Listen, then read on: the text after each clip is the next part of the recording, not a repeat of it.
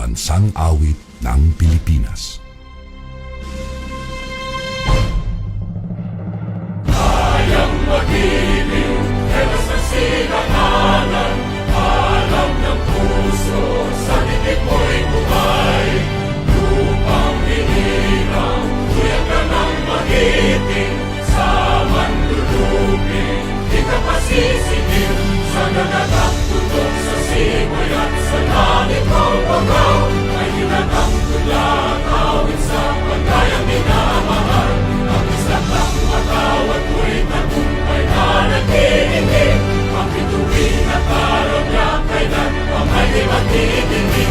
Luman ang araw ng warhabit pagsinta, buhay langit sa piling ko.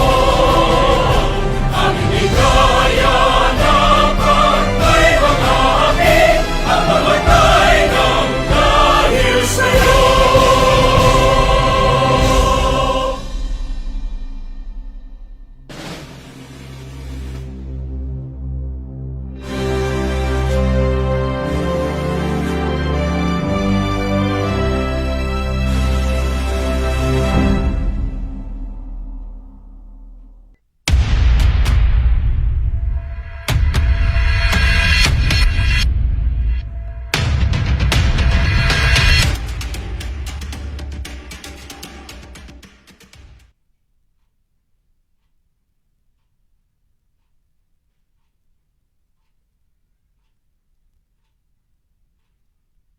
The views and opinions expressed on this program are solely those of the program host and producer and do not necessarily reflect the policies and position of this network.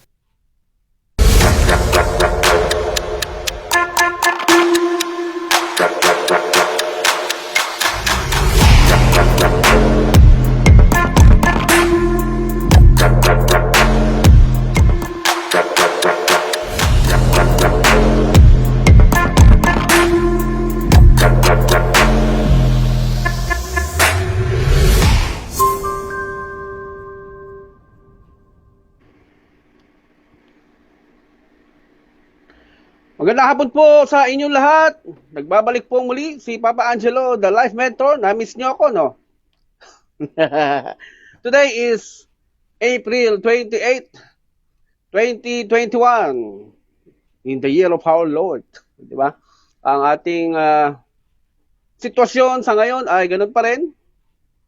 As usual, gaya ng kung ano ang sitwasyon last year, wala namang pagbabago. Simula nung magkaroon ng pandemic, sa ating bansa, the same pa rin. Marami pa rin walang trabaho, marami pa rin nagugutom, marami pa rin nahihirapan sa buhay, marami pa din ang hindi malaman ang gagawin, at mga pangyayari sa buhay natin na mababasa, maririnig at mababalitaan nyo sa balita, sa mga news na talagang mahirap tanggapin, mahirap isipin, na ang tanging masasabi mo na lang ay bakit nangyayari ang mga bagay na ito. O mahirap talaga sagutin niya, lalo na kung hindi mo hinahanap yung sagot. Ako, nahanap ko lang yung sagot kasi hinanap ko. So, importante yung attitude. Kung paano natin i-handle ang mga kaganapan sa ating buhay. Napakahalaga ng attitude. Sabi nga ng mga eksperto, sabi ng mga magagaling nating philosopher or mga nagbibigay ng payo, ang sitwasyon daw natin sa buhay, kung ano man ang kahinatnan niyan, ay nagsisimula sa ating attitude. Kung paano natin siya itrato. Kung ang tingin natin sa kanya ay, kung ang tingin natin sa isang sitwasyon ay problema, talagang problema yan para sa iyo. Kasi sabi mo, naku, problema yan. Talagang problema nga yan. Dahil yun ang pagkilala mo sa sitwasyon na yon. Pero kung ang sitwasyon na yan na kinakaharap mo ay sasabihin mong pagkakataon ko to, opportunity ko to. Maganda ang outcome niya. Kasi kung problem ang pagkilala mo dyan, ang outcome niyan, problem din. Okay? Kaya, marami tayong mga kababayan na yung isang existing problem, sinusolusyonan ng another problem. Na ang feeling nila, solusyon yung naisip nila. So, ano ang ibibigay sa yung resulta kapag sa umpisa pa lang, negatibo na ang tingin mo sa sitwasyon na yan? Natural, negatibo rin ang epekto niyan sa buhay mo. Kung ano man yung naisip mong solusyon. Kaya, huwag kang umasa na kapag negatibo ang tingin mo sa isang bagay, ay magiging positibo ang resulta. Walang ganon. Okay?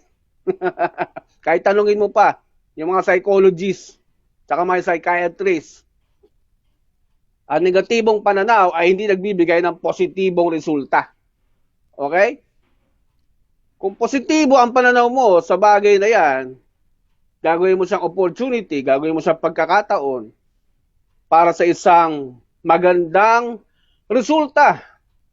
Talagang positibo ang magiging resulta niyan. Ganun po yun. Okay?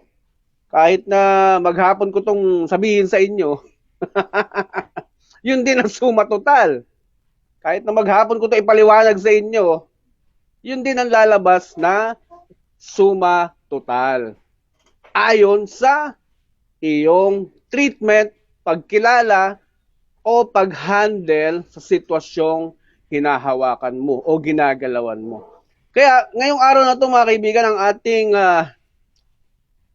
topic ay may kinalaman sa pagiging empleyado natin bilang Pilipino. Ang ating pag-uusapan ngayong episode natin na ito ay may kinalaman kung paano ka magiging epektibong empleyado na hindi ka tatanggalin ng kumpanya. Paano ka magiging selyado na kapag nagdesisyon ng tanggalan ng kumpanya, hindi ka una doon sa listahan. Okay? Paano mo magagawa ang sarili mong protektado sa desisyon ng kumpanya na magbawas ng tao? Paano ka magiging shield o paano ka magkakaroon ng shield sa mga desisyon ng kumpanya na hindi mo inaasahan, na hindi mo control? Tandaan mo, kapag namamasukan ka, dahil yan ay binigay na trabaho sa iyo, sila rin ang magbibigay sa iyo ng value kung magkano ka lang dapat makatanggap. Dahil kahit na anong masteral ang ilagay mo dyan sa resume mo, kung yung kumpanyang in-applyan mo hindi kaya yung budget na hinihingi mo, hindi ka nila kukunin. Kaya magdidikta sila ng tamang value o pansahod mo monthly para sa iyo. At kapag kumpanya o ibang tao ang nagbigay sa iyo ng trabaho at nagdikta sa iyo ng value mo, they can take that away anytime they want. Pwede nilang bawiin yan kahit anong oras nila gusto. Okay? Kasi sila may bigay. Kaya, ano ang tamang gawin? Ano ang dapat mong gawin bilang empleyado kung hanggang ngayon ay empleyado ka pa? Ano ang dapat mo ring gawin kapag maging boss ka balang araw? Kung ikaw ba ay nakadestinong maging boss balang araw? Kung ang nasa guhit ba ng palad mo na maging leader ka din balang araw? Yan ang ating pag-uusapan ngayon sa episode na ito. Lalong-lalo na, paano i-handle ang boss? Habang ginagampanan mo ang iyong trabaho sa kumpanya, natural, may boss ka. Kung maraming dinadaan ng boss bago makarating sa may-ari, doon ka mag-focus sa boss mo mismo, sa supervisor mo. Kung si Lucio Tan, halimbawa, o si Henry C., yung may-ari ng kumpanya, tapos isa ka lang empleyado, wag mong pangarapin na si Lucio Tan yung supervisor mo. Marami ka pang pagdadaanang posisyon bago mo marating makausap yung mismo may-ari ng kumpanya. Okay? Kaya, kung maliit na kumpanya ka lang, yung pinapasukan mo, chances are, baka kanang kamay ka ni boss at nakakausap mo siya palagi. So, paano mo siya i-handle?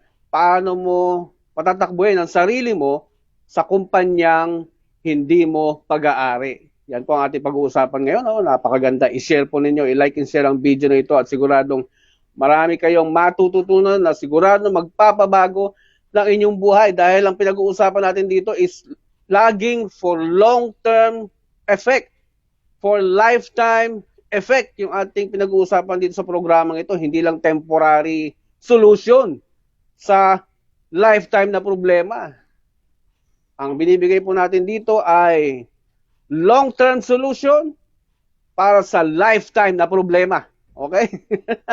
Kaya stay tuned dito sa ating programa.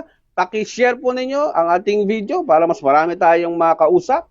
Kung meron pong tanong, i-message lang po sa comment section ng ating video.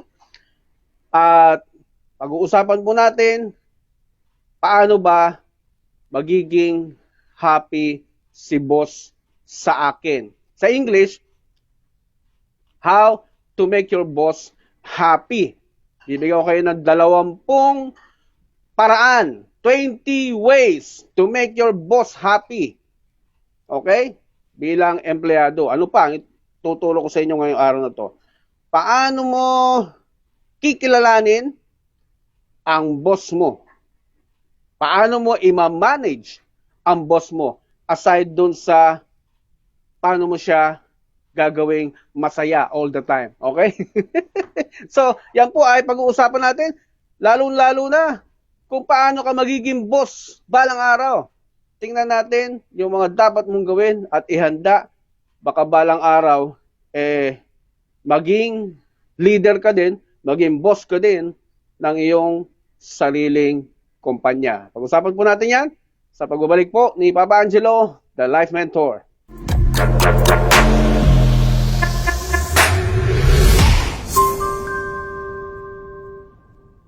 Gusto nyo bang makilala ang inyong business, kumita, sumikat, at maging patok online or TV? Get more customers and grow your business. Advertise now. Bring your business over 1 million TV or online. Reach your target customers anytime, anywhere. Your brand on TV or on the web. Get more customers and grow your business. Advertise now.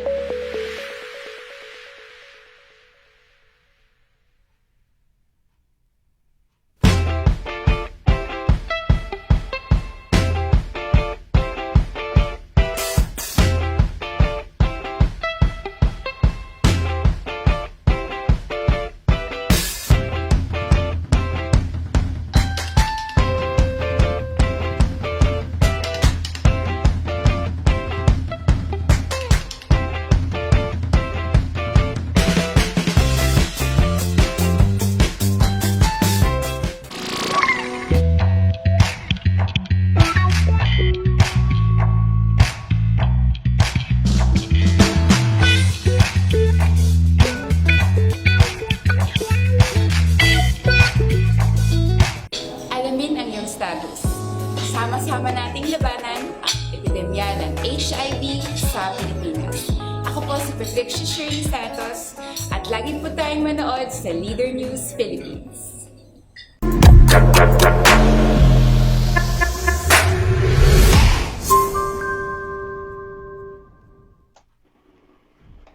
Nagbabalik po si Papa Angelo, the Life Mentor. Alam nyo kasi kung bakit natin sinisikap, mai-share, maipamahagi sa ating mga kababayan yung mga lessons in life na natutunan po ng inyong lingkod ay dahil napatunayan ko po na epektibo at talaga namang nakaka-survive sa lahat ng klase ng pandemic. Kahit na may ganitong pandemic, makakasurvive ka. The more na you have the right knowledge. Importante dito, yung tamang knowledge. Marami kang knowledge pwedeng malaman, mabasa, pero paano mo malalaman kung tama yung knowledge na nakuha mo? Dapat yan po ay naka-align, nakapantay doon sa pamantayan na binigay ng Creator ng heaven and earth. Okay? Nakapantay, naka-align doon po mismo sa design ng buhay ng ating manufacturer, creator nga, maker ng ating buhay. At yan po ang ating Panginoon Diyos. So, maraming pwedeng sabihin ang mundo tungkol dito. Maraming pwedeng sabihin ang society tungkol dito sa bagay na to. Maraming pwedeng ituro sa atin ang mundo tungkol dito. Kagaya ng sasabihan ka ng society na magtapos ka ng pag-aaral para makakuha ka ng magandang trabaho at mataas na sahod. Yan ang turo nila sa atin. So, marami tayong mga kababayan talaga nagsikap mag-aral, nagsikap makatapos, at nung makatapos na, wala na. Tambay. At ang napipili lang sa mga kumpanya, yung mga smart.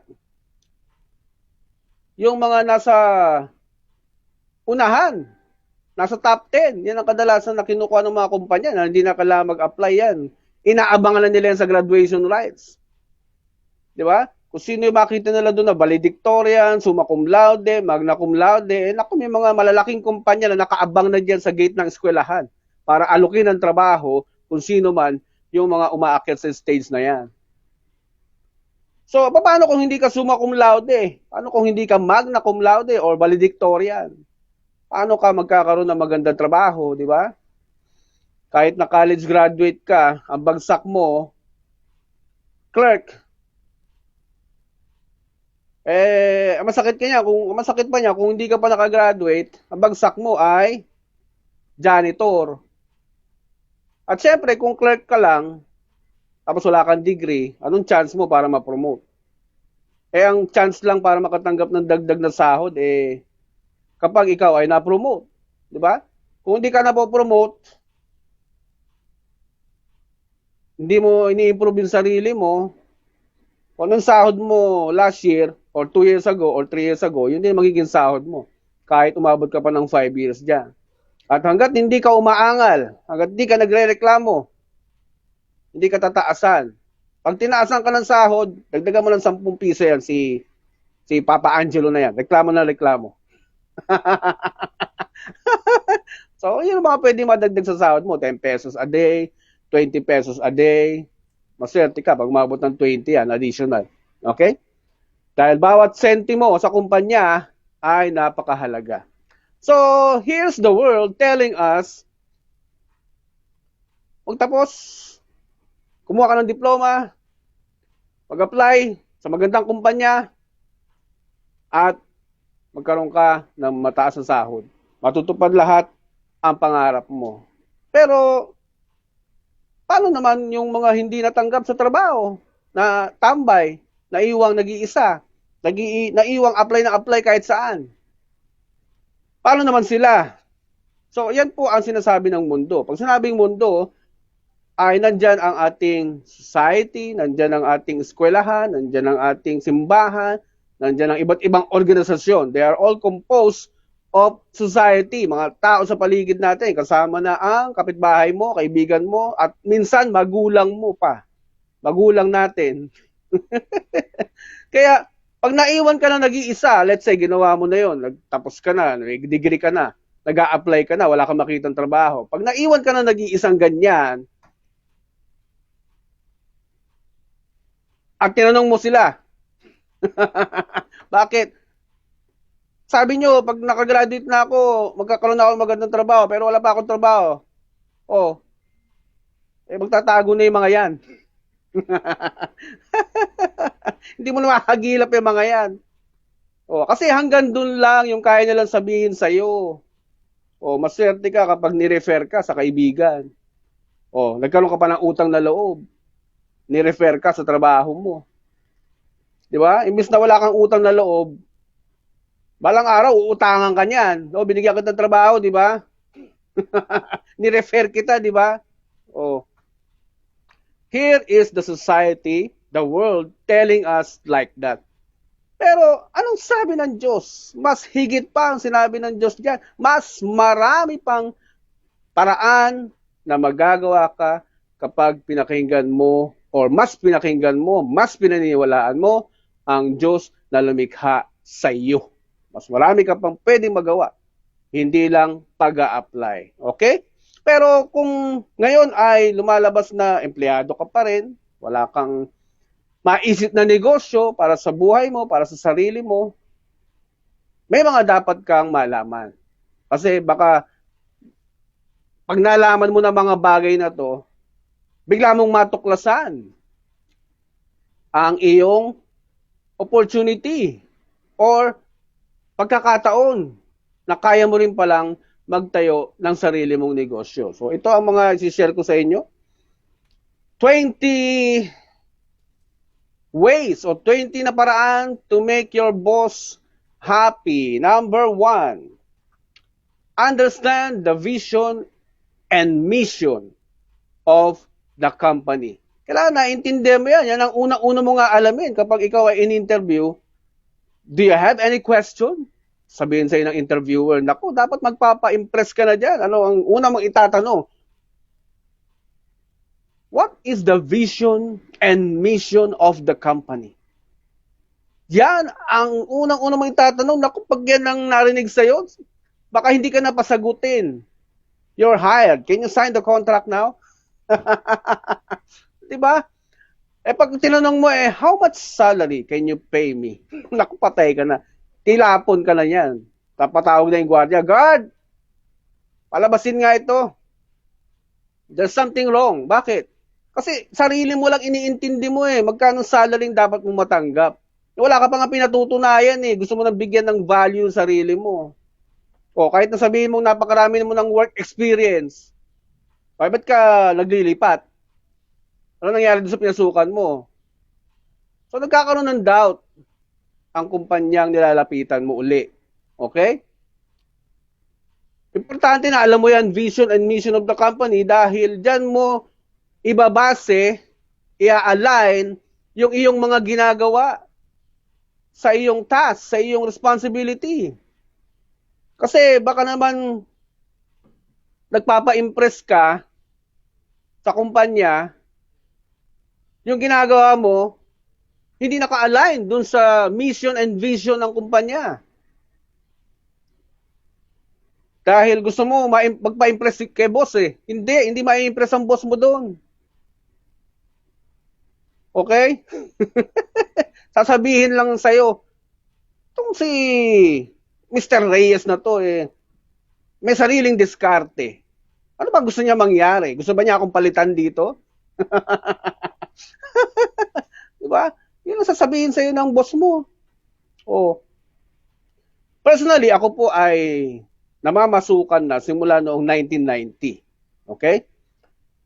At along the way, sa aking pamamasukan, nahinto po yan noong 2013. From 1990 to 2013, doon ko na-realize na hindi pala ako nakadestined, hindi nakaguhit sa palad ko na ako ay maging empleyado habang buhay. At Diyos na mismo ang gumawa ng paraan para ma-realize ko yan at bumitaw ako sa pagiging empleyado. Kaya 2013, sinimulan kong itayo isa-isa yung mga kumpanya ko, mga negosyo ko. Pero 2001, meron na akong naunang negosyo na pinapatakbo. 2001 pa lang. Okay? Now, sa pagdaan ng panahon, nung magkaroon na ako ng sarili kong negosyo, nagkaroon ako ng mga kliyente, mga consultants ako ng mga kumpanya. Okay? Meron akong kumpanya na kinuha akong consultant. Ito ay IT company na may mga empleyadong IT engineers, mga software engineers. Ito ay kumpanya na nakabase sa New Jersey, USA. So ako yung consultant nila. Pag pumupunta ako doon sa opisina, yung may-ari nandun doon sa US, sa New Jersey. So, nagko-communicate lang through Skype, through email, sa mga empleyado. Now, ang problema ng kumpanya, eto. Yung mga empleyado may sariling diskarte kung paano nila i-design yung produkto na hinihingi sa kanila ng kliyente. So, gumagawa sila ng sarili ng diskarte.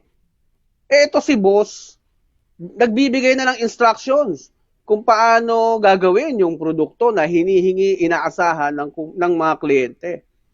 Matitigas ang ulo. Palibhasa mga IT engineer sila, may mga natapos sila, may mga kakayahan sila na dala-dala sa kumpanya.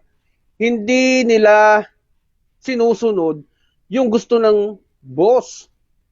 So dito pa lang, hindi na tayo naka-align. No? Hindi na sila naka-align sa mission and vision ng kumpanya. So sabi ng boss, bakit kayo nasusunod? Ano bang gusto niyo? Papalitan niyo ako dito? So, hindi sila magkasundo. Talagang nag-aaway sila nung boss tsaka yung mga empleyado. Bakit? Nagpapa-impress yung empleyado. Ganito ako kagaling, boss. Ito ang design ko. Ito ang effective. Pagdating sa boss, hindi effective. Kasi hindi naka-align sa gusto ng kliyente. Sino ba ang masusunod? Ikaw o yung kliyente? So, yun ang problema. Kaya, pag tayo na masukan, mga kaibigan, this is not about us. It's not about you.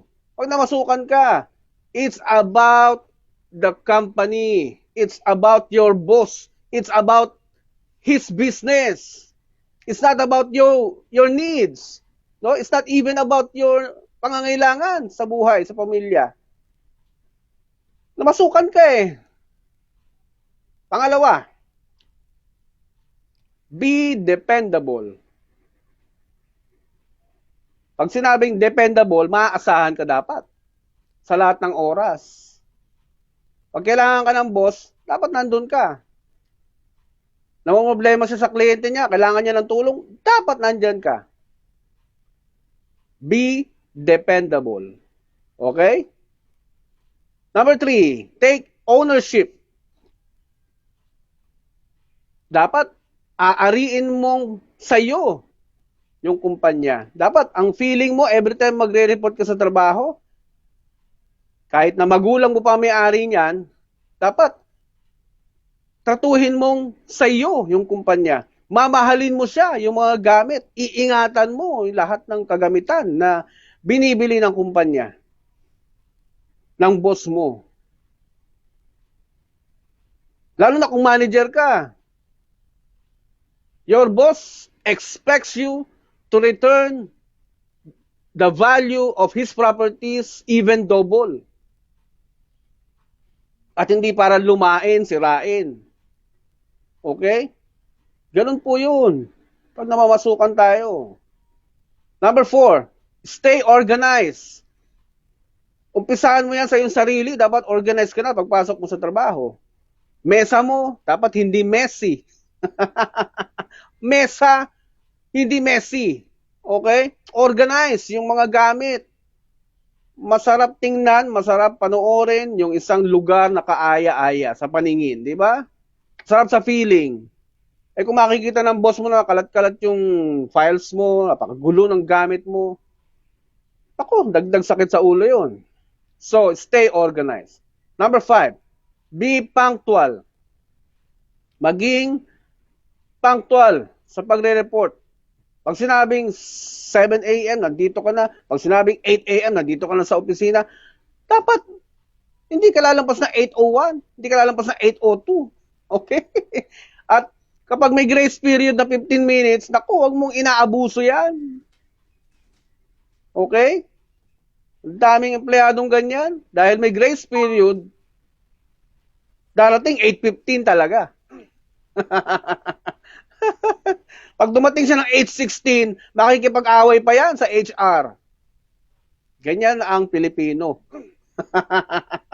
Bakit? 1 minute pa lang ako late ah. Late saan? Di ba may 15 minutes grace period? O 8:16 ako nag-in. O late na ba yan? 1 minute lang yung late ko. Ganyan ang Pilipino, mga tuwiran.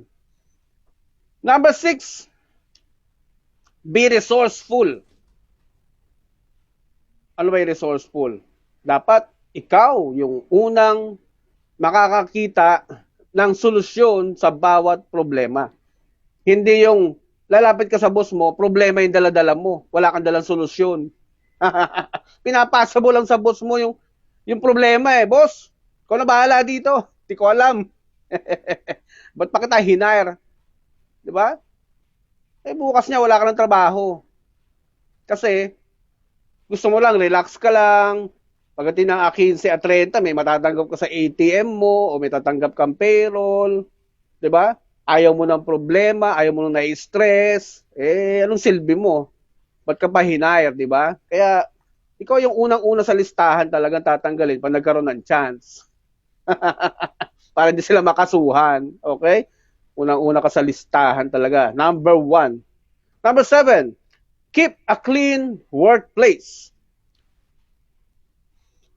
Eh, talaga namang yung workplace na yan, na sinabi ko kanina, maayos na, mesa, not messy.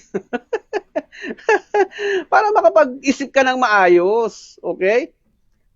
Hindi porke kalat na kalat yung file sa mesa mo, eh, nagpapa-impress ka na kay boss. Ba? Sipag ang galing Hindi po yan just sinusukat sa pagiging makalat. Okay? Number 8, focus on work. Kung ano yung task mo, talagang tutukan mo. Pag-aralan mo yung bawat problema at bigyan mo ng solusyon. Okay?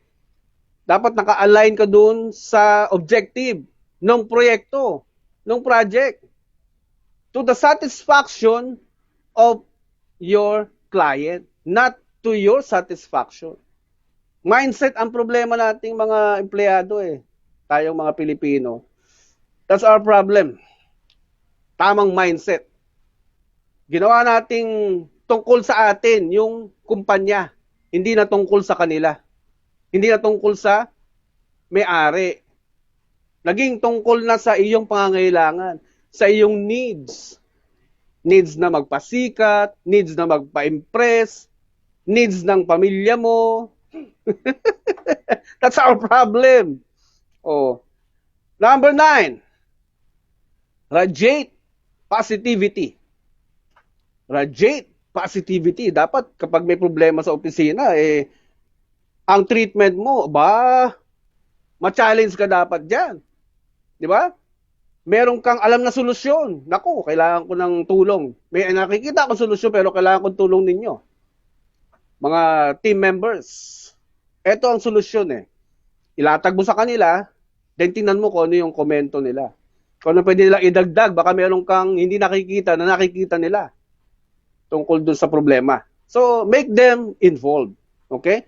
Huwag kang magpa-impress na ikaw lang mag-isa magsusolve. Okay? Yung pagiging empleyado mo sa kumpanya, it's supposed to be a team. A teamwork. Not just about you, yourself. Okay? Number 10, make your boss look good. Aba, hindi maganda na sisiraan ang ating boss, ang ating supervisor o ang ating manager para lang tayo ay magmukhang good sa paningin ng ibang tao. Tatapakan natin yung ating boss, ating supervisor, ating manager para lang tayo magmukhang pogi sa ibang tao. Naku, napaka samang pag-uugali yan. Okay? At kumbaga sa barko, kapag siniraan mo ng siniraan yung kapitan, habang kayo ay nasa dagat, nasa laot, ilalaglag ka niyan sa dagat. Okay? Walang iya ka. Ang ginagawa mo sa akin. Nandito ka sa barko ko, nandito ka sa sasakyan ko, inisiraan mo ko, itatapon ka. Number 11, be a leader. Lahat naman tayo may potensyal na maging leader. Tinanim ng Diyos yan. Yun nga lang, hindi naman yan kusang lumalabas. Yan ay hinahanapan ng paraan para lumabas. Hinahanapan ng ways para lumabas. At kusang lumalabas kapag inuna mo yung pag-alam, pagkuha ng knowledge on how to become a leader. Kasi ma-gauge mo ma-assess mo yung sarili mo afterwards. Kaya ko ba to? Aba, kaya ko naman pala Ang dali lang pala maging leader Oh. Mamaya, may share pa ako sa inyo kung paano maging tamang leader. Separate topic. Number 12.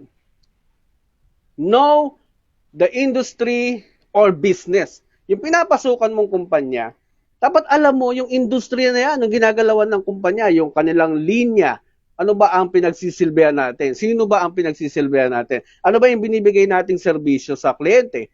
Ano ba yung binibigay nating produkto sa mga kliyente? Dapat alam mo yan. Know the industry or business. Para kung meron mang problema lumabas sa industry, sa pare-parehong negosyo, halimbawa, may nabalitaan ka, may nabasa kang problema, boss, yung kalaban natin, boss, yung kakompetensya natin, nagka-problema sila. Mawawarningan mo na agad yung boss mo. 'Di ba? Ang focus ng boss kasi maghanap ng kliyente.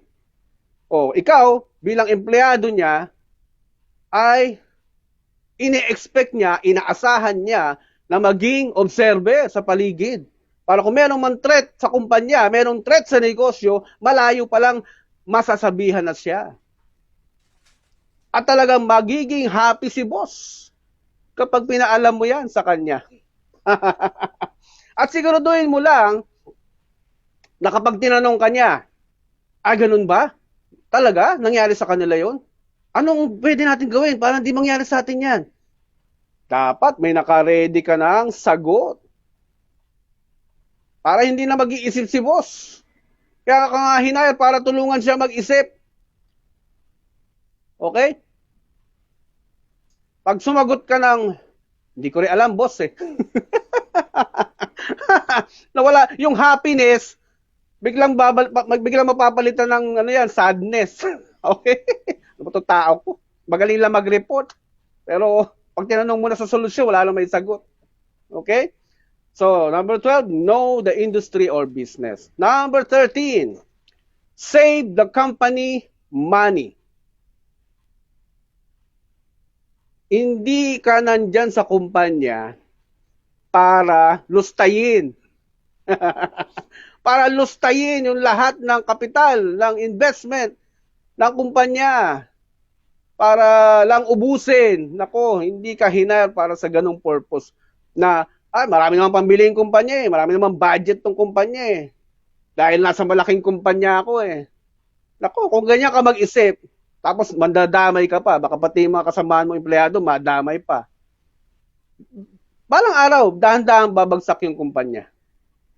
At kawawang-kawawa yung boss diyan. Hindi niya mapapansin yan, dahan-dahan na lang siyang nalulugi. Magugulat na lang siya one day. Sinisirip na yung kanyang negosyo. Okay? At kailan nagsisimula yan? Kapag nagkaroon siya ng empleyadong walang malasakit. Kaya nandun ka bilang empleyado, ituring mo, mahalin mo bilang iyong sariling negosyo. Dahil yan yung bumubuhay sa pamilya mo bilang empleyado. Doon ka kumukuha ng pangkain ng pamilya mo. Okay? Kaya dapat tumutulong ka sa pag-save ng pera, ng gastos. For example, sa mga messenger, sa mga liaison. Kung pwede namang lakarin, nakikita mo na sa mapa, malapit lang, pero magsa-sidecar ka. Imbis na nakasave ng 20 pesos yung kumpanya sa'yo, ayaw mo mainitan, nabibilad ka, papawisan ako. Sa sidecar na lang ako. Kung araw-araw ka pupunta doon, tapos ganyan yung gagawin mo, magkano na yan para sa kumpanya? Maliit na bagay. Pero malaki ang epekto niyan sa kumpanya in the long run. Okay? Number 14, be prepared. Maging handa sa lahat ng sitwasyon sa kumpanya. Pag upo mo pa lang sa mesa mo, Pag lumapit ang boss sa'yo, ano bang update dito sa project na to? Dapat naka-ready ka ng sagot. Hindi yung, teka lang boss hanapin ko. Dapat kabisado mo yan. Nasa utak mo na yan. Magtatanong pa lang si boss ng update sa'yo, alam mo na yung sagot. Uunahan mo na siya.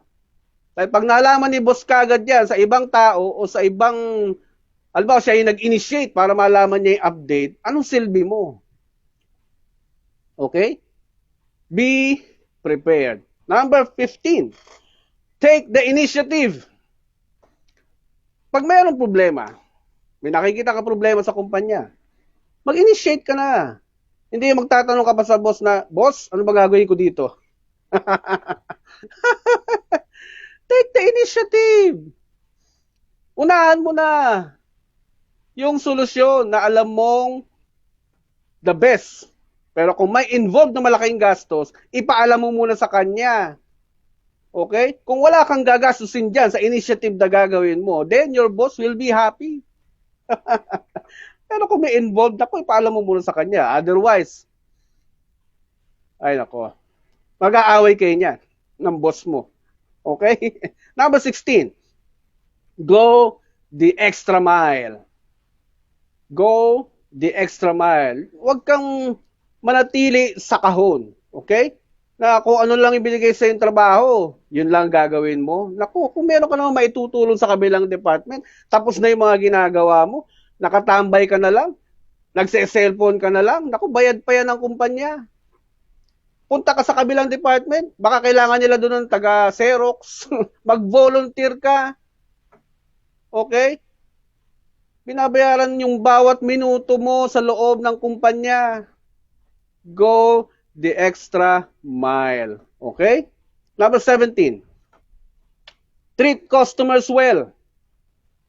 Ang mga customer natin, sabi sa kasabihan, the customer is always right. Totoo yan. Bakit? Kung may customer ka, may buhay ba yung kumpanya nyo? Kikita ba yung kumpanya nyo kung walang customer? May pansasahod ba sa'yo kung walang customer? Okay? Kaya, treat your customers well. Treat your clients well. Sila ang buhay ng inyong kumpanya. Sila ang buhay ng inyong negosyo, ng boss mo. Sila, the clients, the customer, ang buhay ng pamilya mo. Okay? Pag tinrace mo lang yan pabalik, dahan-dahan, it goes back to the benefit of your family. Number 18, be honest. Maging tapat sa kumpanya. Maging honest sa lahat ng iyong transaksyon, sa iyong dealings. Kahit na pisong halaga yan, balik mo sa kumpanya. Kahit pa 25 centimos yan. Dahil yung maliit na pagnanakaw ay lumalaki yan. Temptation na yan sa tao Hindi nakalusot yung 25 centavos, susunod piso naman. Nakalusot yung piso o sa susunod 5 piso naman. Nakalusot yung 5 pesos, sa susunod 10 piso naman. Hanggang dahan-dahan sa iyong karir, sa kabuuan ng karir mo, ikaw na ay isang certified theft. Certified na magnanakaw na empleyado. Lalo na pag may proyekto, may mga ina-outsource na suppliers, tapos meron kang komisyon, nako. Tapos nakakalusot sa kumpanya, nag-e-enjoy ka sa mga komisyon mo, sa mga kinukuha mong kontrata, asahan mo, balang araw, yung kumpanya bagsak, pero yung buhay mo maayos, pansamantala. Dahil hindi yan magtatagal, dahil galing sa masamang paraan ang inacquire mong yaman. Okay? Ganun po yun. Number 19. Be loyal. Loyalty. Sino ba ang boss mo? Sino ba ang kumpanyang pinapasukan mo? Di dapat yung lahat ng interest, yung benepisyo, dapat pabalik doon sa opisina pinapasukan mo, sa kumpanyang pinapasukan mo. Lahat ng kinakausap mong tao, lahat ng dealings mo, transaction mo sa kanila ay dapat pabalik sa kumpanya ang benepisyo. Hindi pabalik sa sarili mo. Hindi para magmukha kang pogi sa boss mo, hindi para i-promote ka ng boss mo, hindi para sa pagpapapogi. Okay? Huwag mong iakyat sa ulo mo yung pagiging loyal mo sa kumpanya. Sa umpisa, mag-i-enjoy ka dyan. Pero in the long run, mahalata rin ni boss yan. Diba? Yung loyalty mo, maku-question. Okay? Number 20. Be a team player. So ito yung sinasabi ko kanina na lahat tayo, kahit manager ka dyan, kahit supervisor ka dyan sa kumpanya, sa opisina, kung gusto mo lang, ikaw yung boss, ikaw yung hari, ikaw yung leader, utos ka lang ng utos, delegate ka lang ng delegate, pinababayaan mo mga tao mong magdesisyon on their own, eh talagang papalpak yung proyekto mo. Kasi binigyan mo sila ng laya, pinakawalan mo eh. Unlike kung bawat isa yan, minomonitor mo, o yung project mo, kumusta? Report ka sa akin.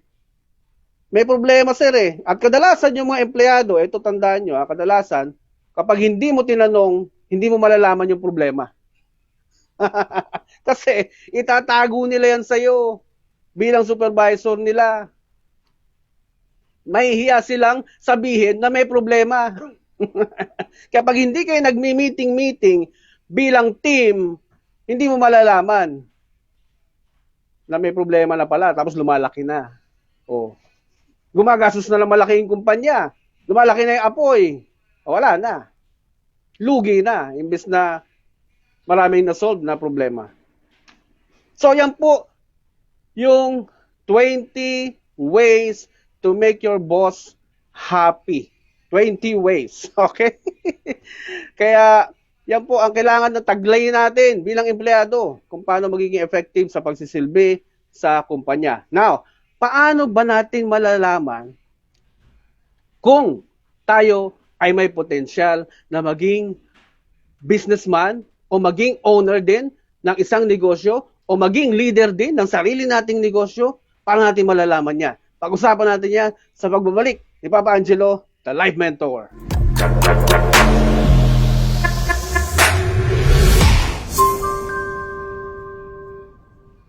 Gusto nyo bang makilala ang inyong business, kumita, sumikat at maging patok online or TV? Get more customers and grow your business. Advertise now. Bring your business over 1 million TV or online. Reach your target customers anytime, anywhere. Your brand on TV or on the web. Get more customers and grow your business. Advertise now.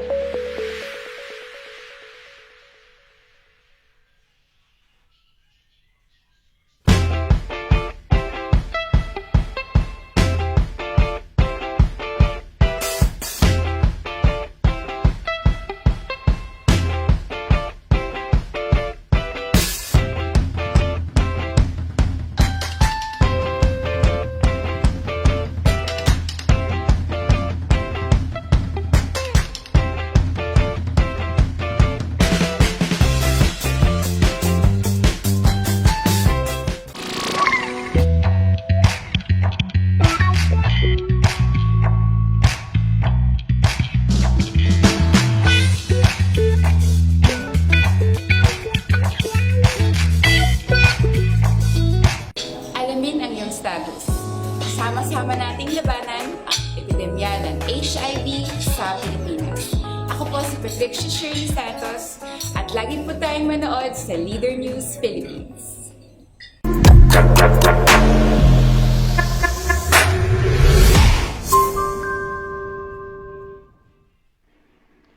Nagbabalik po si Papa Angelo, the Life Mentor, dito sa Leader News Philippines. Ito pong ating pinag-uusapan ngayon kung paano tayo magiging effective na empleyado na hindi tayo masisikmura, natanggalin balang araw. Ito yung mga ways, paraan, strategy na dapat natin gawin para pagdating ng oras ng tanggalan, ikaw yung hinahabol ng boss. Naku, huwag nyo ilagay dyan si Angelo sa listahan ng mga ite-terminate. Malilintikan kayo sa akin. Dapat ganun ang salita ng boss, ha? Wag nyong aalisin yan. Yan taong yan. Asset yan sa aking kumpanya. Dapat ganun ang sinasabi ng boss mo. Okay? Now, paano natin makikilala yung mga boss natin? Basta ang guiding principle natin dapat dito, na natutunan ko rin sa haba ng aking pamamasukan, yung guiding principle natin ay ito dapat. Kilalanin mabuti ang boss. Kilalanin mo siya. Anong klaseng boss siya? Ano ang mga gusto niya? Ano ang mga ayaw niya? Kilalanin natin siya. Kilalanin mo siya, ang boss mo. Okay? Kaya, ayon sa mga research, sa mga pag-aaral, meron daw 6 na category ang mga boss. Iba't ibang klaseng boss. 6, yung ayon sa research, sa pag-aaral. Number 1, everyone's pal. Kung ang boss mo daw ay everyone's pal, ito daw yung laging gustong-gusto na pinupuri, gusto lagi siyang binabati, everybody's pal. Wants to be liked by everyone. And usually, ito yung mga klase ng boss na nag-a-avoid sa mga conflict. Okay? He let problems or incorrect behavior drag on. May boss daw na ganyan. He doesn't give feedback for you to improve and grow. Hindi daw siya nagbibigay sa iyo ng feedback para ikaw ay mag-grow or mag-improve sa iyong sarili. Dahil siya ay everybody's pal. Okay? So, kung ikaw daw ay high achiever, you'll pick up pieces for not meeting the standards. Mamumulot ka. Kasi hindi ka nag-guide eh, hindi ka na susupervise ng maayos eh. Kaya kung hindi mo aalamin on your own, kasi nga wala naman siyang time magturo sa'yo dahil nga he usually avoids conflict, mamumulot ka ng diskarte at masisisi ka for not meeting the standards of the company. Kaya kapag ang boss mo ay ganito, everybody's pal, he gives more work to high achievers than to correct the underachiever. Okay? Mas nagbibigay daw siya ng mas maraming trabaho dun sa mga high achiever na empleyado. Yung mga talagang mahilig magpa-impress, binibigay niya dun sa mga taong yan, yung mga trabaho, kesa doon sa underachiever. Kaya kung makita niya underachiever ka bilang empleyado, asahan mo. Hindi ka niyan i-guide, hindi ka niyan papansinin, at ikaw yung uunahin sa listahan kapag nagtanggalan. Okay? Number 2 na klase ng boss, self-promoter boss. Ano daw ang katangian meron ang self-promoter boss? Ito yung he is out to make a name for himself. He takes credit from his staff. Yung pinaghirapan mo, siya yung kukuha ng credit. Okay? Yung pinaghirapan ng kanya mga tao. Ready to share the blame. Talagang matuturo ka kapag wala ka lalong ginagawa. Always looking to grab the spotlight. Maghahanap lagi ng spotlight niya para matutok sa kanya. Leaves him little time to develop his staff. Kasi nga, ang focus niya, sarili lang niya eh. Kasi baka yung big boss, yung higher management, ang pinapa-impress niya para ma-promote siya. May ambition pala na maging vice president. O. Kaya, self-promoter boss ang tawag dito. Ang tawag sa kanya. Kapag ganyan ang boss mo, talagang beware. Paano sila i-handle? Mamaya po, iisa-isahin ko yan. Sunod na klase ng boss, high achiever boss. Ito yung talagang first to arrive in the office, the last to leave. Pinakamaaga dumating sa office, pinakahuling lalabas ng opisina. High achiever boss. Constantly looking for ways to optimize his department and to improve his knowledge and skills. Talaga namang naghahanap siya ng mga ways, paraan para ma-optimize din kanyang department at madagdagan pa yung kanyang kaalaman at kakayahan. Nag-i-invest siya. Di ba? Magugulat ka na lang, balang araw, may sarili na itong opisina. Yan yung mga high achiever boss na talagang may pangarap, hindi tumitigil. Kapag naging empleyado ka raw niya, naging supervisor mo siya o boss mo siya, naku, maswerte ka. A political person who values networking. Alam niya yung value ng networking. Kaya lahat kinakaibigan niya. Walang kaaway sa kanya. Naku, alam niya kung gaano kahalaga yan. Open to your ideas and eager to give you new opportunities. Ganyan ang high achiever boss daw. Open sa idea mo at very eager na bigyan ka ng bagong opportunity. O, di ba? Nagkakaroon ka ng chance to improve yourself. Shares all types of feedback so you know where to stand. Sinishare niya sa'yo lahat ng klase ng feedback para alam mo kung saan ka titindig, kung saan ka maninindigan, kung saan ka tatayo. Okay? Cast a large shadow and legendary in the department. Naku, masyadong maganda yung kanyang identity sa kumpanya. Nagiging legend siya, nagiging alamat. Baka naman kasi siya yung laging nakakahanap ng solusyon sa bawat problema ng kumpanya at nakakasave ng malaki ang kumpanya dahil sa kanya. Large shadow. Lagi siyang bukang bibig, okay? Can challenge you and bring out the best in you if you allow it. Mga ganitong klase ng boss daw, high achiever boss, ay can challenge you and bring out the best pag pinayagan mo. Bring out the best in you if you allow it. Pagkakataon mo yan, naku, na matuto sa kanya. Pag ganyan ang boss mo, maswerte ka. High achiever boss. Another kind of boss, roadblock na boss. Ito daw yung does little work as possible. Maliit lang ang gusto niya maging participation sa project. O sige, kayo na bahala dyan. Magbibigay lang siya ng konting idea, lalayasan na kayo. Hire mediocre employees. Kumukuha ng mga mediocre na employees. Yung bang walang potential to, sige na nga. Para lang may tao. Kulang tayo sa tao, turuan na lang natin. Okay? Doesn't push employees too hard. Hindi nagmo-motivate ng mga empleyado. Maybe because happy na siya sa sahod na tinatanggap niya bilang manager. Happy na siya, o naman meron siya, okay na sa kanya yun. Baka yung priority niya iba eh. Hindi yung kanyang trabaho. Loves to preserve the status quo. Basta kung ano na naabutan niya, yun na yun. Ito na yun. Huwag natin baguhin. Masaya ako dito.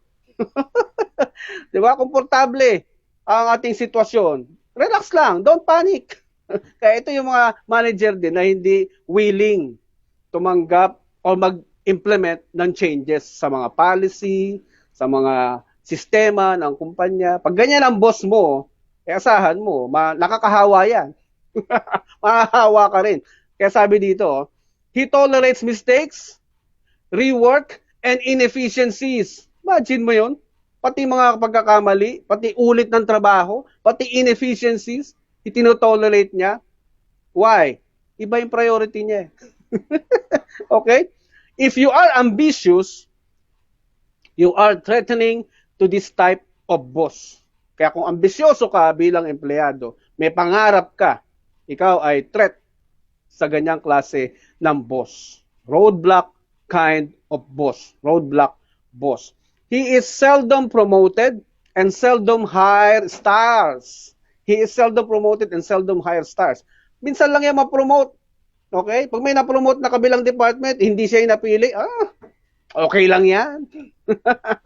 At bihirang kumuha or mag-hire ng mga star. Kasi nga masasapawan siya. Okay? Blocks the road for others to move ahead. Siya yung tipo ng boss na talagang harangan niya yung dadaanan mo kung ikaw ay lalampas sa kanya.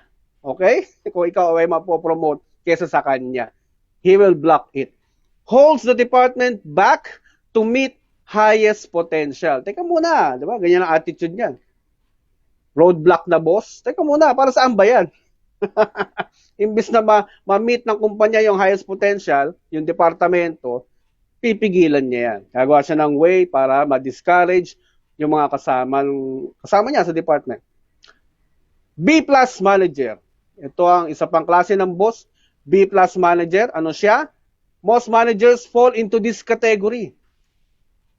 A solid manager who does his best to run an efficient department.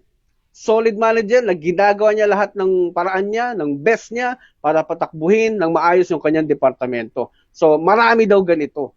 Most managers fall into this category. Maraming tao, human being, manager, empleyado na may katangiang ganito. Pretty good at giving feedback. Talagang positive ang ibibigay niyang feedback sa nakikita niya mga taong nag-e-effort din. Offer opportunities to top team members. Yung mga top team members niya, talagang he gives opportunities para mag-grow palalo, makadiskarte, makalipad ayon sa kanilang kagustuhan. Likely to do well in the company as are those that he mentors. Likely to do well in the company as are those that he mentors. Magiging maganda rin ang kanyang sitwasyon, yung kanyang buhay bilang empleyado, bilang manager sa loob ng kumpanya, kagaya din ng mga mini-mentor niya. Okay? Ng mga tao under his department. So, that is called B plus manager. Another kind of manager, in over his head. In over his head. Ano daw itong ibig sabihin nito? Knows less about his job than you. Okay? Wala siyang alam doon sa kanyang trabaho kesa sa'yo. Okay? Kung hindi mo alam trabaho mo, mas lalong hindi niya alam yung trabaho niya. Okay? Ito ang mga tinatawag na in over his head manager. He was promoted to that position which he does not have ability or knowledge to handle. Nakuha sa palakasan. Siguro napunta siya doon sa posisyon na yun dahil malakas siya sa presidente. Malakas siya doon sa boss. Kaya nandun siya. Okay? Don't expect guidance from this type of boss. Huwag kang umasa ng guidance sa ganitong klase ng boss. Does not have much clout among his peers, senior management, or partners. Wala rin siyang magandang sasabihin sa kanyang mga kasamahan na managers din. Okay? Hindi rin siya magpo-promote ng iba. Okay? Maaaring makikisama lang yan. Mamumuliti ka din. Kung ano yung ginagawa ng nakararami, makikisama siya doon, okay? Go with the flow. You will have the chance to take some of his responsibilities and possibly accompany him at high-level meetings. Nako, pag ganito daw ang klase ng boss mo, magkaka-chance ka na gumawa ng kanyang mga responsibilidad. Ipapasa sa'yo yung kanyang responsibilidad. At pagdating sa mga meetings, ikaw yung magpapaliwanag para sa kanya. Okay? Oh, imagine that. Pero pagkakataon mo yan, ha? Para to shine, mag-grow. Maswerte ka kapag ganyan ang boss mo. In over his head. Pag high achiever ka, marami kang pangarap, talagang magagawa mo yung diskarte mo. Pero siguraduhin mong naka-align pa rin sa vision and mission ng kumpanya. Will welcome your discreet support. Tatanggapin niya yung pagsuporta mo sa kanya ng discreet, na hindi masyadong, anong tawag doon? Hindi masyadong halata ng mga tao, na sip-sip ka. Okay? So, when you deal with your boss, napakahalaga ng delivery style and timing. Yung 6 na klaseng boss na dinescribe ko sa inyo ngayon, napakahalaga na kinikilala mo kung saan siya doon nakakategorize para alam mo kung paano siya i-handle. At yung delivery style and timing mo ay dapat alam mo. Because bad timing can kill even the best ideas that you have. Kahit na napakagaling ng idea mo, kahit na napakaganda ng idea mo, kung wala ka sa timing sa paglapit sa boss mo, sigurado, basura agad yan. Because hindi niya pakikinggan. Wrong timing ka eh. So, two important things to know when approaching your boss: personality type at timing. Anong personality ba meron siya? Anong klaseng manager ba siya? Ayon sa ating mga pinag-usapan. Siya ba ay more logical? Pag sinabing logical, have you researched your proposal or idea completely? Pag tinanong ka, patapos mong ipresenta yung idea mo, dapat ready ka. Okay? Lalo na kung logical siya. Na-research mo na ba yan? Ano ang mangyayari kapag pinatupad natin yung idea mo, yung sistema na gusto mo, yung policy na gusto mo? Natanong mo na ba yung department, yung kabila? Sila maapektuhan din sa policy na yan. Natanong mo na ba sila? Anong feedback nila? Ay, hindi pa po, boss eh. Pagtatawanan ka ng boss mo. Okay? Kailangan nakuha mo na yung resulta ng idea mo. Kung logical yung boss mo. Kung emotional naman yung boss mo, hindi siya logical. Mas emotional siya, di ba? You need to capture his attention with an energetic pitch. Kung ang boss mo daw ay ganyan, emotional, pag pinisinta mo yung idea mo, kailangan with high energy pitch. Boss! Ang ganda nitong naisip ko. Talaga? Ano yan? So, kung more emotional yung boss mo, talagang makikinig sa iyan. At excited siya na i-implement yan kung siya ay emotional. Okay? So, tandaan natin yan. Logical or emotional ba ang boss mo? So, when communicating with your boss, match your delivery style with his or her style. Okay? Remember, this is not about you. It's about your boss. Kung may higher boss pa sa kanya, dapat it's about his boss din. His or her boss na mas mataas sa kanya. Okay? Not about you. Hintayin mong hanapin ka. Sino may gawa nito? Yan po, yung tao ko. Naku, yun ang pinakamagandang moment para ipakita mo yung iyong galing. Mapapansin at mapapansin yan basta mag-focus ka lang sa pag-solve ng problema ng kumpanya. Okay? Huwag mong isipin yung kung magugustuhan ka ba nila o hindi. Okay? Ang isipin mo kung magugustuhan ba yung solusyon mo, yung proposal mo, yung idea mo o hindi. Diba? So, how to relate to that type of boss that you have? Naku, ang dami nito. Pero kukulangin na tayo sa oras. Overtime na tayo ng 11 minutes.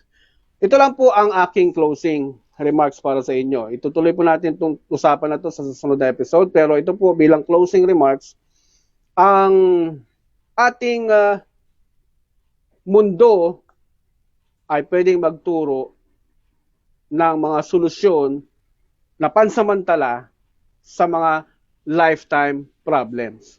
Pero ang Diyos, nagbigay siya ng solusyon na lifetime problem,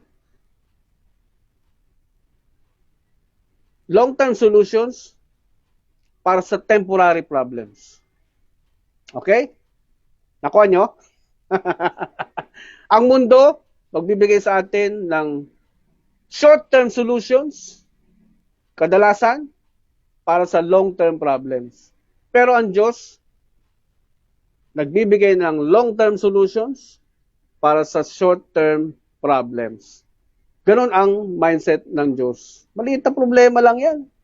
Pero ang tingin ng mundo, malaki. So gusto nating magkaroon ng tamang guide sa buhay, tamang desisyon, para tayo ay maging effective na empleyado, para tayo maging effective na tatay, husband, asawa sa ating family. Ang Diyos ay laging may nakalaan na long-term solutions. Kaya kung ganun po ang ating mindset, we always look for long-term solutions rather than short-term solutions. Baka naman, pag tinry natin gawin yan, ay napakasarap maging empleyado. Napakasarap maging tao.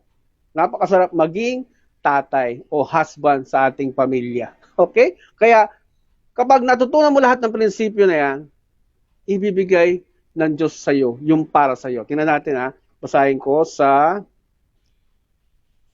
dito sa Luke chapter 16 verse 1 to 15. Ito yung sinasabi ng Diyos na parable. Bilang pagtatapos, mabilis lang, explain ko lang. The parable of the shrewd manager. Parable ito ng mautak na manager.